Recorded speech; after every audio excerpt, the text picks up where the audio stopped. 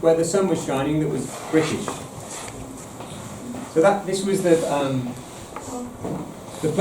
place that he grew up in, learning stories about the empire. So have you heard of a writer called Rudyard Kipling?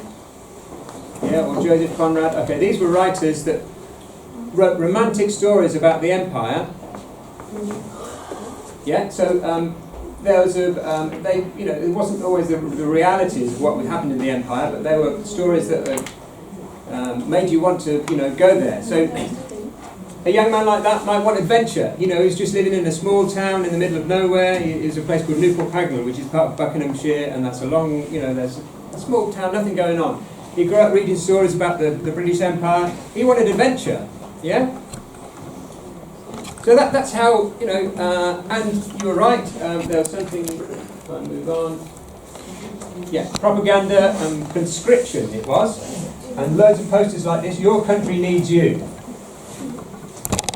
So when the war started in 1914, there was a big British army and they were fighting, but after a couple of years they realised that they didn't have enough soldiers, a lot of them were being killed in the battles, so they introduced something called conscription. Does anyone know what conscription means? When you're a certain age you have to join the war. That's right, yeah. So he was so keen to fight that he walked 15 miles to the nearest big town, Bedford, to sign up to fight. And he actually lied about his age. He wasn't quite old enough. I think you needed to be 18 in order to sign up to fight, and then you didn't get active service till you were 19, but he wasn't 18 when he went. And that's something a lot of young men did because they were so keen to fight. When you're a teenager, you see things as black and white, it's really easy, simple, the good against the bad, you want adventure, all your friends are going up to fight. You want to be part of that. So these things happen, and they still happen today. Teenagers are very impressionable. He was just the same, yeah? But was there a choice? If there's conscription and you have to go and fight, was there a choice? And some of them were executed. If they're not going to fight, then we'll kill you. Some of them were sent to prison. Some of them were given white feathers in the street because they were seen as cowards, and the white feather is a sign to give to a coward. And some of them actually went to the battlefields, and they didn't fight, but they carried the injured soldiers back on the stretchers. They were part of the units called the ambulance units. And one of these groups of people were known, it was a Christian group called the Quakers. I don't know if anyone's heard of the Quakers, but that was one of the people involved.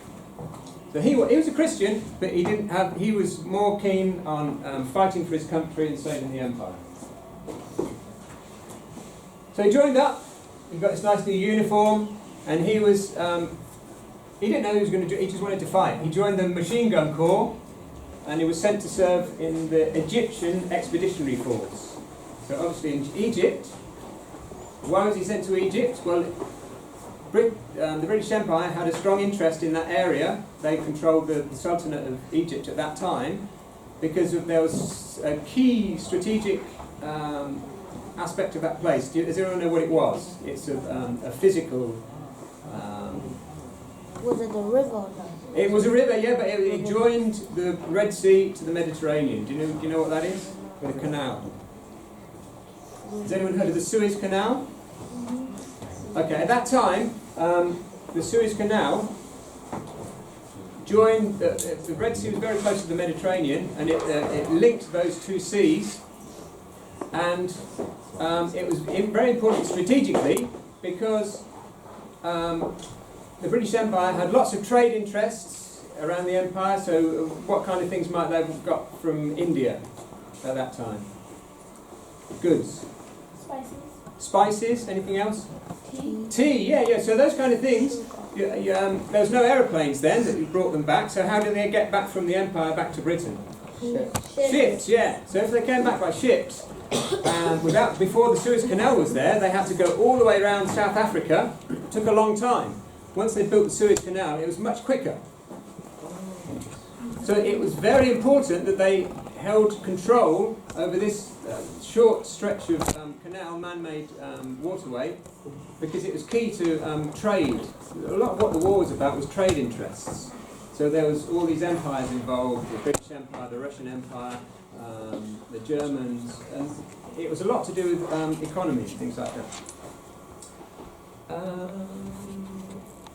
There was something else. There was a mineral deposit that had been discovered in 1908. Does anyone know what that might be? It was in the Middle East. Does anyone know what a mineral is? Is it like jewels and diamonds? Yeah, there are some, and that around that time there was the gold had been discovered in places like Alaska, and so there was a lot, and California. So lots of people went to look for gold, but there's something which is much more useful than gold. Gold is nice to look at, but there's a mineral. Is it like oil? Oil, yeah. So in 1908, oil had been discovered in Bersha, and so these big empires knew that there was something in the Middle East that they were interested in. So that's another reason why they were so keen, apart from the battles going on in Europe, to get control over the Middle East. Okay. So he joined a troop ship which went down to a place called Alexandria on the coast in, or Port Said, somewhere like that in Egypt. And he came to this place, this amazing place, the Orient, that he'd read all about in books by Rudyard Kipling and Conrad, writing about the Orient. Here he is, his photograph taken somewhere in, that's probably somewhere in Cairo. He was interested in the architecture. This is from his personal scrapbook, the second largest mosque in the world, that's in Cairo.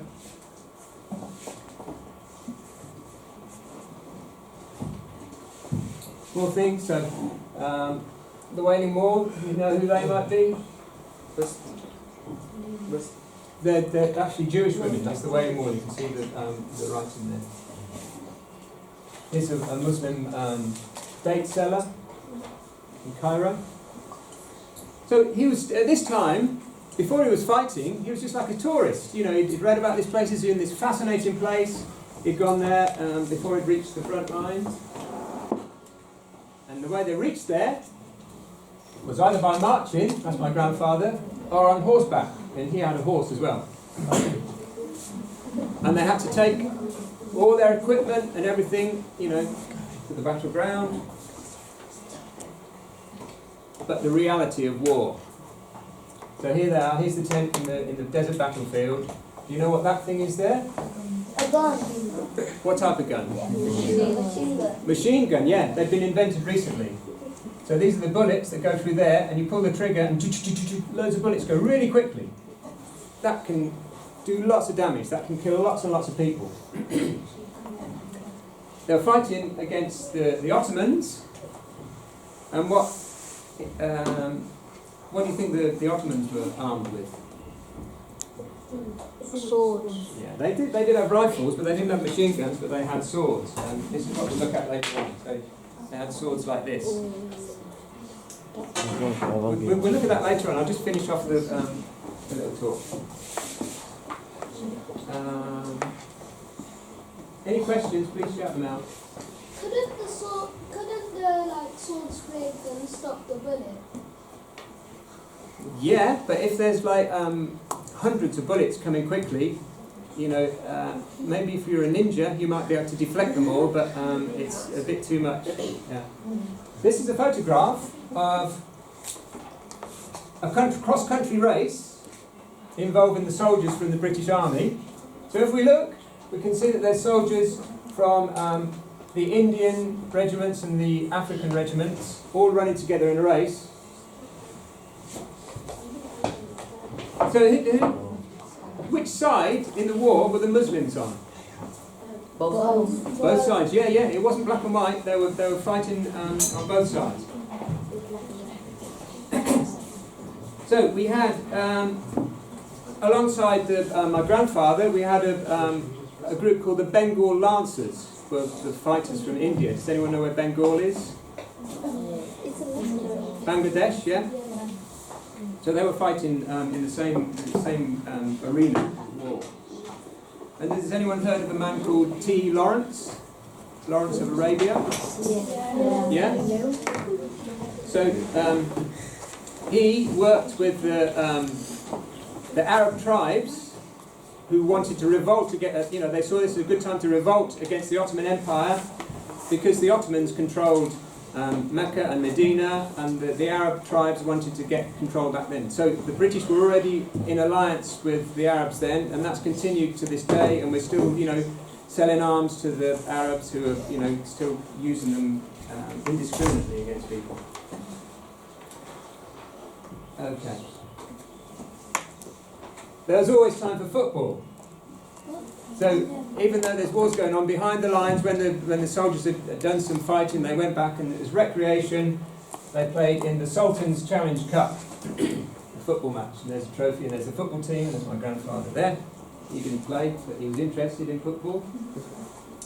So he survived the war. He caught malaria while he was out there, so he was very sick while he was out there, but he survived that. He came back, continued his work as a carpenter in the family business. He did quite well. He got a nice motorbike there. There were new things at that time. And as a carpenter, he made this, which is a nice wooden fort that he made for me when I, 50 years ago, when I was young. And it's still used by my children that are here in FEC, Anissa, Zachariah and Idris. Still use this wooden fort, so he's a good carpenter. That's solid, that's been around for 50 years. And he may have had some interest, some influence on the buildings that he saw while he was fighting over there. He went to places like Aleppo, so there would have been really old castles and forts that were involved in the time of the Crusades and things like that. Okay, is there any questions? Do you know, like, in Islam, killing people is wrong? Yeah. Yeah. Good So, point, Randy. Very good point. But how come your grandpa could kill people? well, because that's what people do in war. They forget about their principles. There's very few people that stick to their principles, when there's lots of interest, economic interest and things like that. We can discuss that. Yeah, well, sometimes Muslims, even in the time of the Prophet Muhammad sallallahu alaihi wasallam, had to go to war to defend their country, to defend themselves, because they were at risk of danger from their enemy. So they had no choice but to fight. Yeah, generally, killing somebody, killing even one person, Allah says in the Quran, is like killing the whole of mankind. So it's not something which is considered to be light. But yeah, definitely we should discuss this further and have a lesson. Okay, should we have a look at the sword? Maybe you can come at one table at a time and have a look at the sword. There's also something else that so what happened? The Egyptian Expeditionary Force was just sent there to protect the Suez Canal, but once the fighting really kicked off, then they were fighting against the Germans and the Ottomans, and they pushed them back from Egypt right through Syria as far as Aleppo, and we all know about Aleppo. So there was loads and loads of Ottoman Turks taken prisoner, and all their arms and things were taken. So this is where my grandfather would have got the sword, and also the Turkish prisoners had lots of time on their hands, so they made these things for their captors, which was a nice thing to do. So that, I don't know, that one of the prisoners might have had this as a business before the war, making these kind of things, so that's something that he gave to my grandfather. Okay, if you want to come and have a look at the sword. So should we do table by table? So How if these two tables come up and you can have a look. You can ask questions when you come up as well. When he left the war, he would be 19. Before the war started, so in 1914 he would have been 15, some of the girls. Wait, it's 12, not 11. What? What do you guys think? My point was at 12. Well done.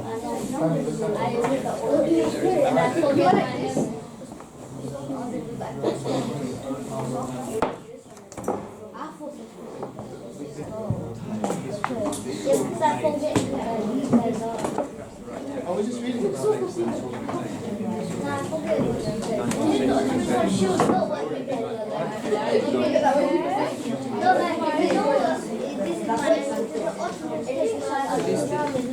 I've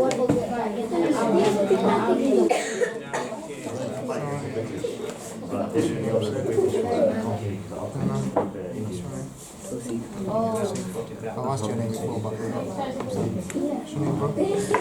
Yeah, you should say, bring your own. No, Which do you guys think of that?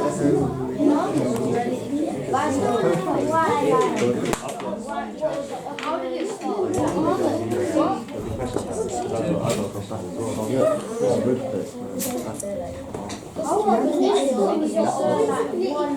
No choice, but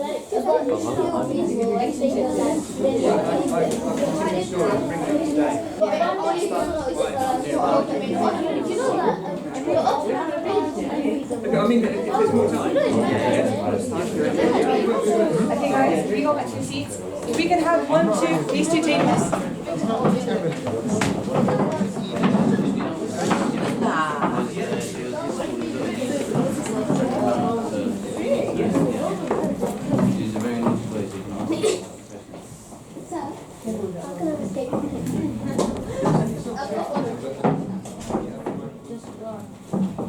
Leg it, man, leg it. Oi.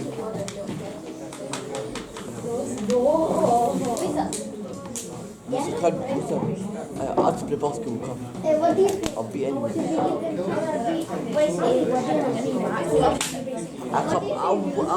I'll beat your team, come. No, but we gotta play first, didn't I'll beat your team. I'm a championship, bro.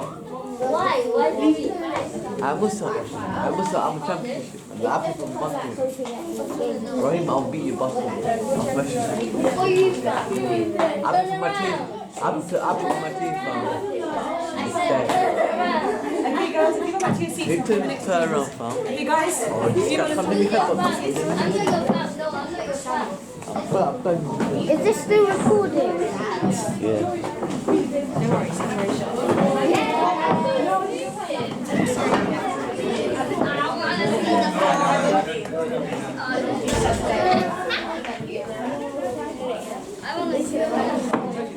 you wanna go see the sword? Why not? You're interested? How about the history associated with it? You're interested in history? How about that? Why don't you just go have a glance at it? You want to touch it? What do you think about one of the prisoners? He knitted that armband for the one who captured him. What's that show?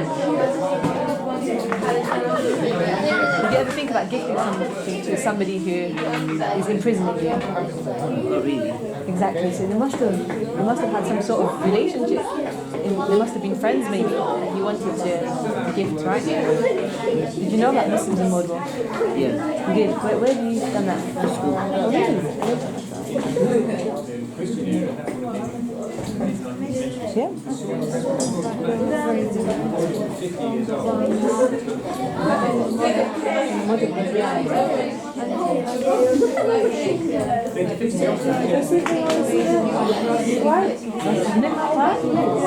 It's over 100 years old. That's still being used in World War I. It's placed around 1900. Rusty metal, yeah. Well, maybe the metal rusted over time, but it's definitely very different to swords. Yeah, definitely. You're right about that.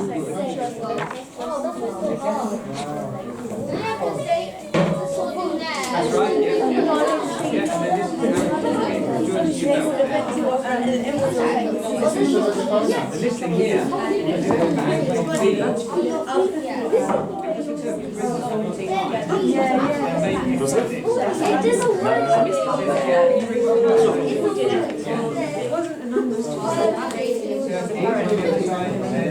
To us, it was not really saying that. He's teaching at least with his students. He's just giving us that message there.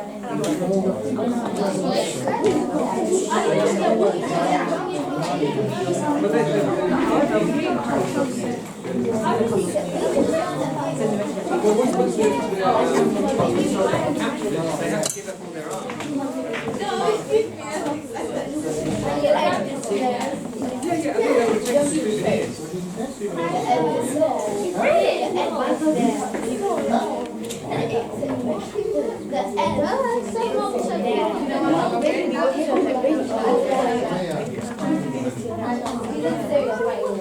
guys, are you done? Okay.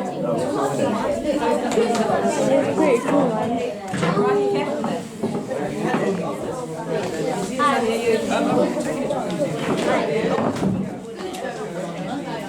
Back to your class. Just say hello to the new person. Have a great time.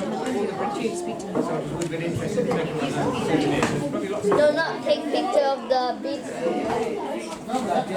I'll definitely take a picture of you.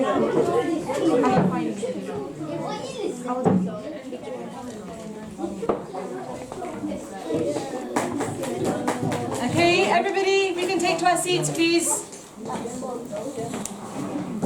Everybody had a look, yeah? Well done.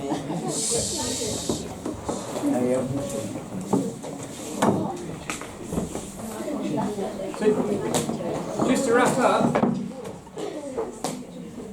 I'll just say a few words. So, what's the connection between my grandfather fighting in the First World War and getting a sword as a souvenir from an Ottoman soldier, and myself being here, and my 3 children studying at Fatima Elizabeth Cates? So my grandfather was a Christian. He would have gone to Sunday school and things before he went to fight in the war. I was actually born a Christian.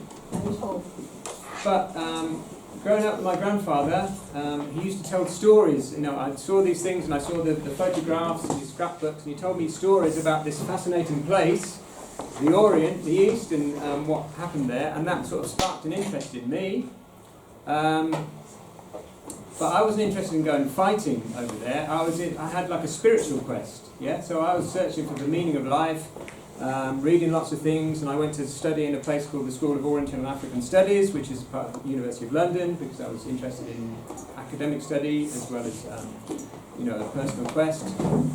And I embraced Islam because that was where I found the truth for me. And now my children have been born Muslim, and that's why they're here. Any questions? So basically, when your grandpa was like young, he was a Muslim, he was Christian. No, he was Christian, yeah. And my father was Christian, and my mother. My father actually, after the Second World War, there was a thing called national service. He did national service, and again, he went back to the same place that his father went to, the Suez Canal, because there was another Suez crisis. There's always these crises over, strategic places like that, and interest in, trade and economics. So he went over there, and he came back with the same sort of tales. He taught me some Arabic that he learnt over there, so I learned a few phrases in Arabic and some. He taught me to count, and that sort of still, developed this interest that I had. Any other questions?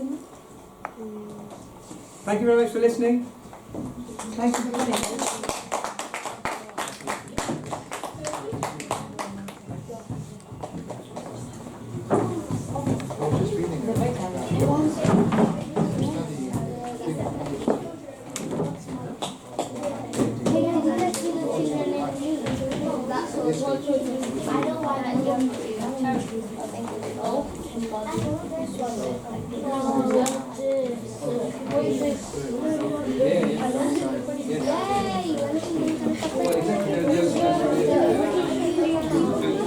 What we only started a few minutes ago. Am I not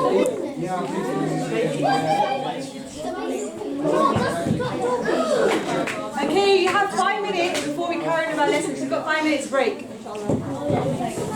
fact, should I take it? Sorry? No. Need a pen? Yeah. You're not taking anything off this yet, though. You haven't done the work. I'll give you a pen when we start working.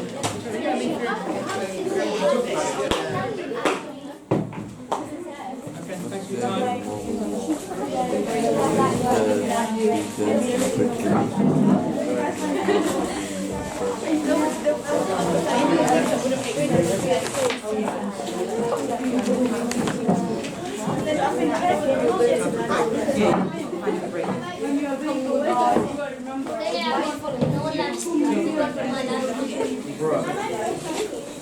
My mom made it.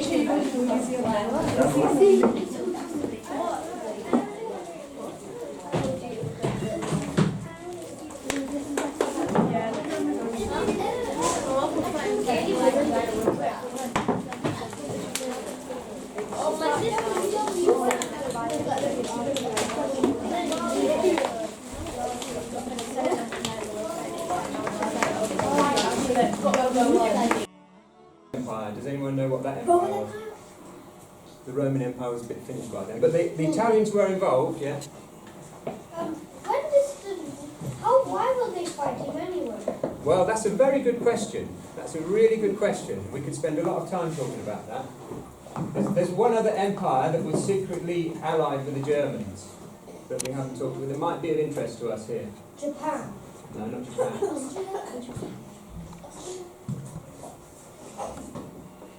It was the Austro-Hungarian Empire, but there's one more. Has anyone heard of the Ottoman Empire? Oh, yeah, we did that. Okay, so what country were they in? What were they centred on? Turkey, yeah. So it was Turkey, but they had an empire as well. So they spread out across the land away from Turkey. So another reason he might have joined up was because all his friends would have done. So if that's what your friends do, you don't really think about it, you join in. And he had to walk 15 miles from where he lived to the place where they were signing up soldiers. That showed you, how keen he was to join. And he lied about his age, which a lot of young men did. You needed to be 18 to sign up to fight, and I think you had to be 19 before you went to see active service. There was no way that he was 18 when he went to sign up. But because of the patriotism and wanting to fight, and in those days people didn't have birth certificates, so you could easily lie about your age. But some people, there was a good question, why do you need to fight? Some people said they didn't want to fight. They refused to fight because it's against their faith. So, to hurt people. So they had really strong faith that they didn't want to kill people. So do anyone know who they might be? They would have been Muslims, yeah, but there was in this country here. Well, there's people that were adopted, like Muslims and... Yeah, some of them would have been, but there were types of Christians, one of which were the Quakers. You might not have heard of the Quakers, it's a small... Some Catholics, but if they were Christians with a strong faith, they didn't want to kill people, there was a special word that was used, well, two words actually. You might have come across it. No? Conscientious objectors. So because of their conscience, they didn't want to kill people, so they refused to fight. So they might have been involved as working in the ambulance units or not actively fighting, but they would have been carrying stretchers of all the injured soldiers.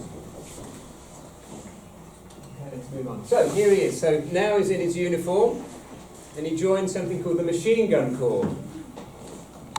And he didn't know where he was going. He just signed up to fight for the country, and he was sent to serve with the Egyptian Expeditionary Force. So he still looks like a really young, boy. Really, he's doesn't look like a man. So the Egyptian Expeditionary Force had a task, which was to protect the Suez Canal. Does anyone know where the Suez Canal is?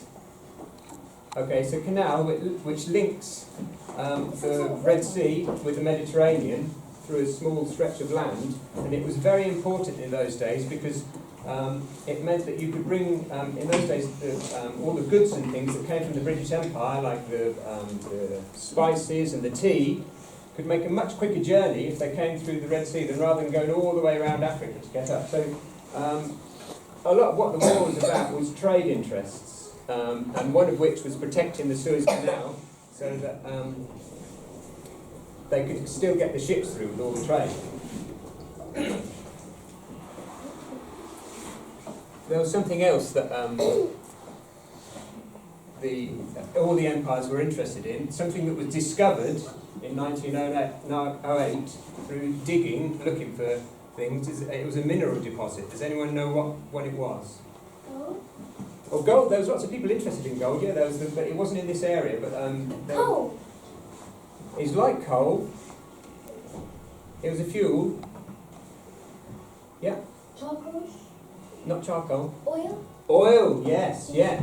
Right, they knew that there was a lot of oil around the Middle East. So in Persia, I'm not sure if it's been discovered in Saudi Arabia yet, but there was a big interest in protecting or getting, their hands on that. So these interests, the Russian Empire and the British Empire, were really keen on not losing that out to the Germans.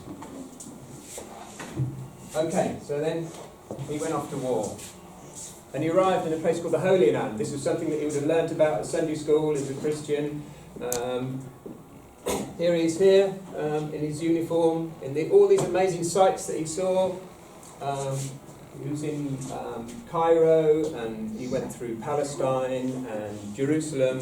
And here, look, he was very interested in the architecture. It's the second largest mosque in the world. That's in Cairo. Photographs there. And then more sites.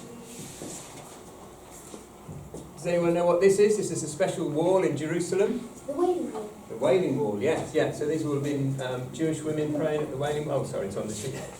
And here we are. There's a date cellar. There's some dates there. So these were all fascinating sights for a young teenager from Britain going to a place like this. But that wasn't what he went there for. He wasn't a tourist. It was hard work. They were either marching or on horseback, carrying all the things they needed to fight. And that's the reality. So here's the tents. They were on in the desert. That's a machine gun, if you can't see what that is. So he was in the machine gun shooting that. And that shoots out lots of bullets. And what do bullets do? Kill people. Yeah. And so they were fighting the Ottomans.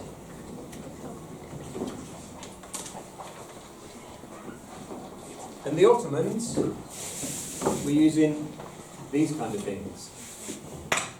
Okay? A sword and shield. It's a sword, yeah. So they didn't stand much chance against machine guns. Real. Is that real? This is a real sword from the Ottomans that the British Army. How did you get your hands on it? How did I get my hands on it? Well, my grandfather was fighting. They were originally to protect the Suez Canal, but then they started moving against the Germans and the Ottomans, and there was lots of battles in Palestine and places like that, and they pushed the Ottomans back up to a place called Aleppo. Has anyone heard of Aleppo? You've heard of it, yeah. Okay, so it's a place where there's been lots of wars going on there, and that's they took lots of prisoners and they took all the arms away from them. So if we can put this down on a table somewhere, when I finish, maybe we can all come round and have a look at it. Yeah, but you mustn't touch it because it's you might hurt yourself. There's something else that the prisoners, once they were taken prisoner, they had lots of time, and they made these little bags out of beads. So it says, if you read it, it says Turkey on one side and prisoner on the other. So there was a relationship between the British soldiers and the prisoners of war. Okay. But they had time to do other things. So here's a photograph of a cross-country race. But it shows you that it wasn't just the white British soldiers fighting against the others. We can see there's soldiers from the Indian army, there's some Africans here. So these were all conscripted into the British army because they were part of the British Empire. So, which side were the Muslims on in the war? Does anybody know? Obviously British. Right? Both, yeah. Because there was the Ottomans. Then there was, in the British Army, we had fighters from India called the Bengal Lancers. Does anyone know where Bengal is? Bengal. Yeah, Bangladesh now. So they would have been Muslim soldiers. There was Muslim soldiers from Africa fighting on the British side against the Ottomans. So it's never really straightforward, one side against the others, yeah? There was also a guy called Lawrence, T. Lawrence, called Lawrence of Arabia. Have you ever heard of him? Oh yes, I studied him. He was a spy. Okay, yeah. And he was like the Arabians trusted him by he was eating stuff. I've studied him because he was really good. He was a spy, and he ate the food they ate, and that's how the Arabians and the other countries got Arabians. Arabians got with him. That's right. So, Lawrence of Arabia. He was the leader of some Arabian tribe as well. that's right. So the Arab tribes had a revolt against the Ottoman Empire because the Ottomans were controlling places like Mecca and Medina, and they wanted to get the power back from them. So the British were fighting with the Arabs. And then that alliance continued because of the mineral deposits that were found and the oil, and the British wanted access to the oil. Okay, nearly done. There's always time for football. Okay, so this is the football team that won the Sultan's Cup. What does football have to do with the war? Well, when they're not fighting, the soldiers want something to do, and they're very interested in football, like boys today. What do you do here when you're not studying? We Go outside and play football, maybe? Some of you do.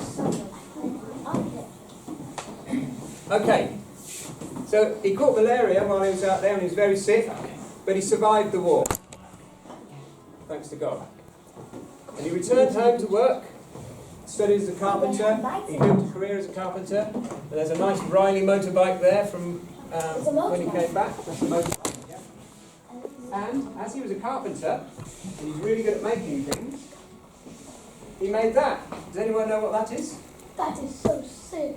It's a wooden fort, yeah, made by my grandfather for me, and it's still used by Elisa Zachary and Idris to play, yeah? And he might have, the way he built it might have been influenced by the castles and things that he saw in the Holy Land, in Palestine. I don't know, there might have been a bit of influence there, but there you are. Your father did have a really big adventure. It was my grandfather, yeah, he did, yeah. But I think it was,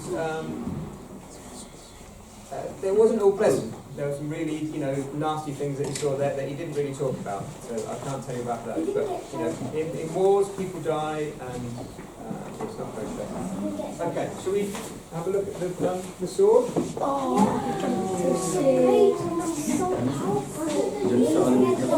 Man, that is the sickest thing in the world.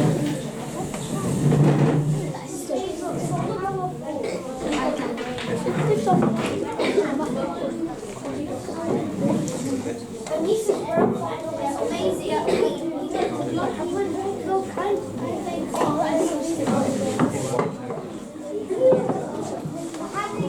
Okay, we're going to hold one table at a time. So can Muhammad Yassin table? Imran? I think it's the same red button.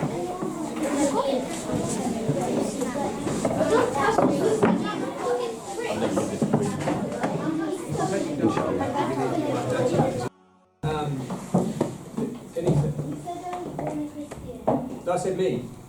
I was born a Christian. You said Anissa. I said you. Oh, sorry. I meant Muslim. So sorry. Thank you for correcting that.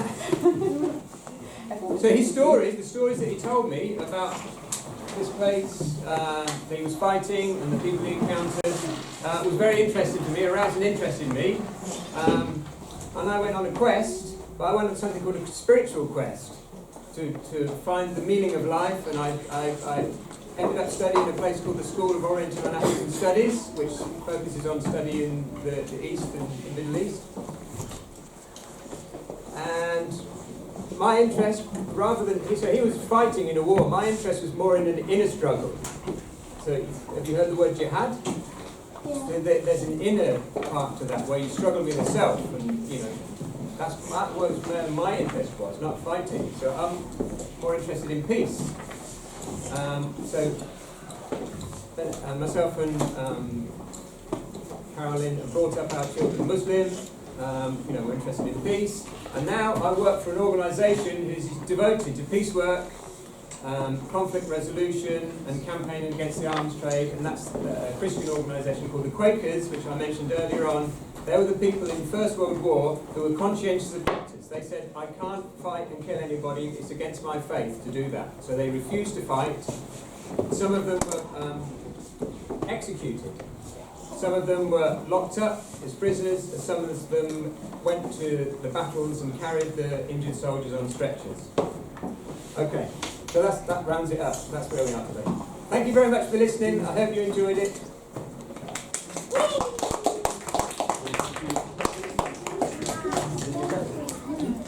questions? Does anyone have any questions for Brother Umar? I got it. I guess you don't. I You did ready? it.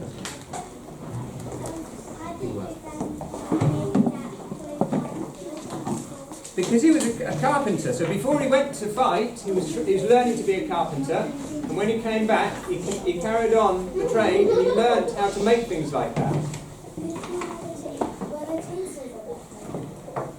No, it was all hand power. So yeah, there was. Well, they started to make them then, yeah. But they. When did you find it in the loft? Oh, I always knew it's there. Really? Yeah. Never took it out though? Yeah, I mean it's a dangerous thing, so you take it out occasionally, but not all the time. Oh. How did you get in the World War? How did he get? Well, he had to sign up to say that he wanted to fight, and then we saw these posters that were it was something called conscription. Propaganda, yeah, that's involved in it. Yeah, good question, good word. Yeah.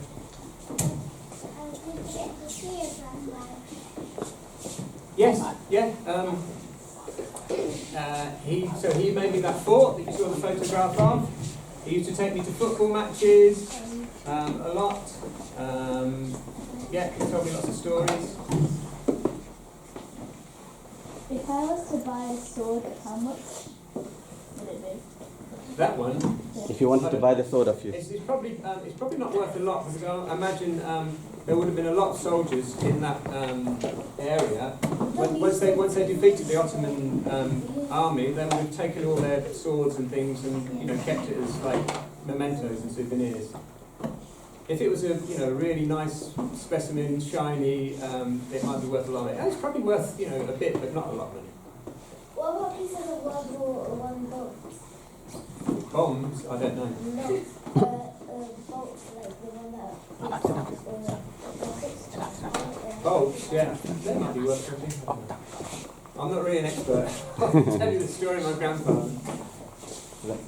Okay, can we have a round of a Masha Allah for Brother Umar? Masha